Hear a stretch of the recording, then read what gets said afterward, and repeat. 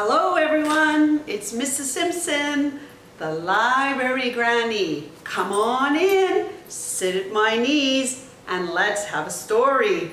Before we start though, I guess we should just take a little bit of an attendance and see who's here.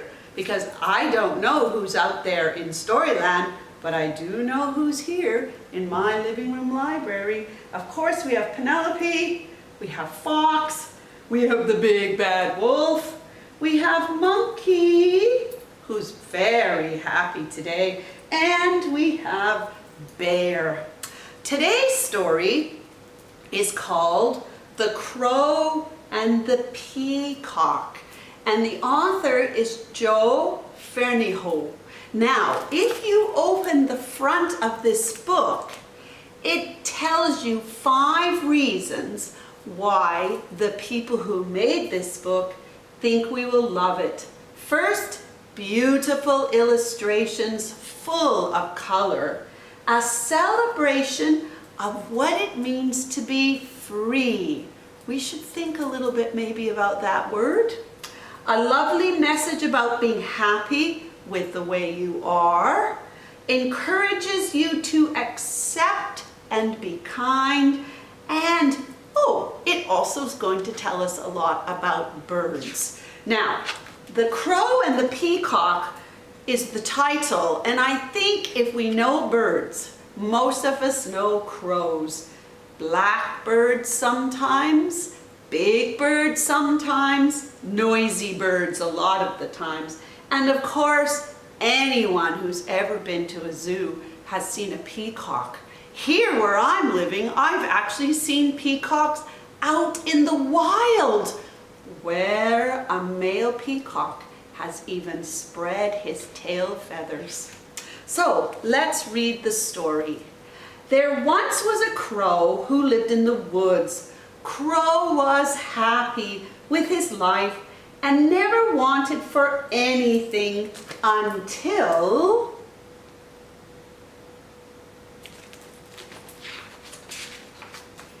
one day Crow saw a dove. She was cooing softly from her nest. Oh, that bird is so beautiful and her cooing is so soothing, thought Crow. Her bright feathers make mine look so dull. And who wants to listen to my loud caw, caw?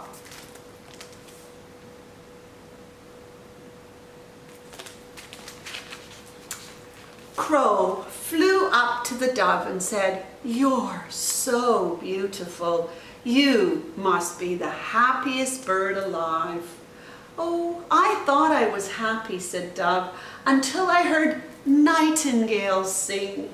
His singing is so magnificent, it makes my cooing sound plain and ordinary."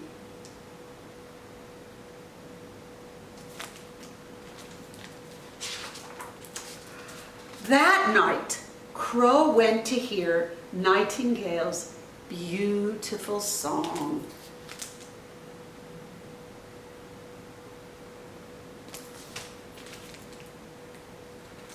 "Your singing is so magnificent," said Crow. "You must be the happiest bird alive." "Oh, I thought I was happy," said Nightingale, "until I met Cockerel, or some of us may refer to it as Rooster. Every morning his call is heard across the land, yet my song is heard only by a few in the night. Cockerel must be the happiest bird in the world."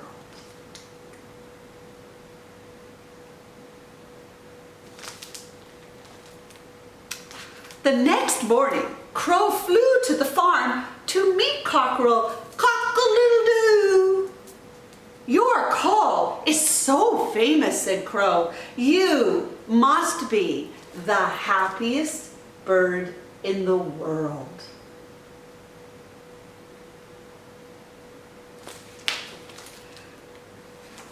"I thought I was happy," said Cockerel, until I met Swan.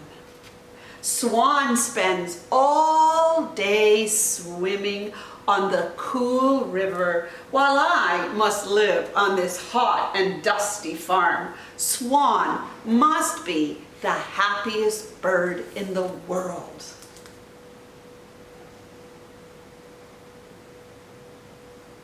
Now, boys and girls, I'm sure you figured out that there's definitely a pattern to this story. So, do you think Swan's going to be the happiest bird in the world? I agree. Crow flew to the river to see Swan. "Your river is a beautiful place to live," said Crow. "You must be the happiest bird alive." "Oh, I thought I was happy," said Swan, "but then I met Peacock." Peacock. Sorry, I forgot to show you the pictures.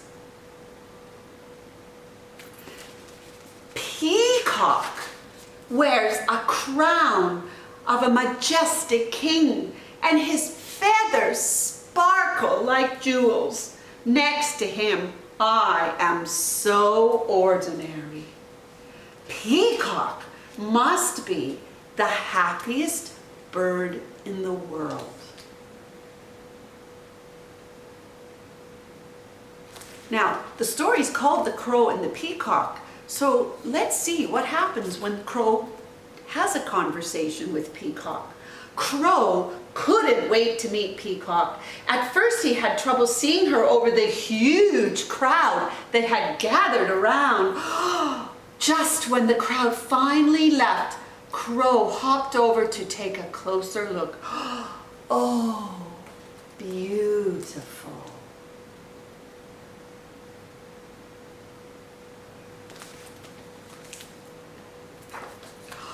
Oh, wow! You truly are the king of birds. You must be the happiest bird alive.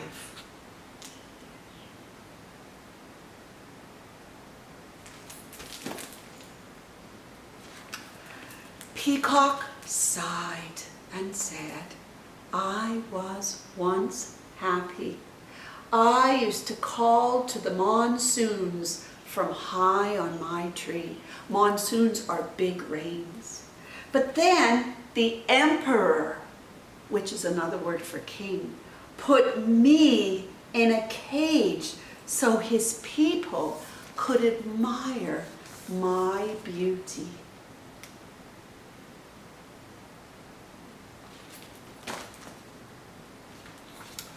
Peacock looked at the sky. Every day I see crows flying free, and all I want to be is a crow. I think, Crow, you must be the happiest bird alive.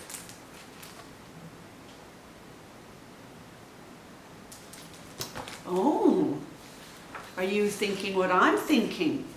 Crow flew back to the woods, feeling content with his dark feathers and shrill call.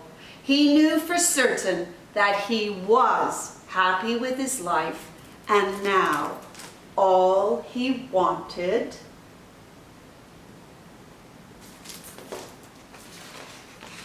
was to share his happiness in whatever way he could. So look, he's being a kind friend to poor Peacock, the most beautiful bird in the world, but in a cage. Well, let's go back to the inside cover and let's just check. Was there beautiful illustrations full of color? Yes. Was it a celebration of what it means to be free? I think so. Thumbs up if you guys agree. A lovely message about being happy with the way you are. Yes, the crow was envious of other birds, but he discovered that actually who he was the best to be. a wonderful introduction to all kinds of birds. Oh my goodness, let's go back. The nightingale, the crow, the peacock, the cockerel or rooster, as some of you may know, the dove. So many beautiful birds. And this story encouraged us to accept and be kind.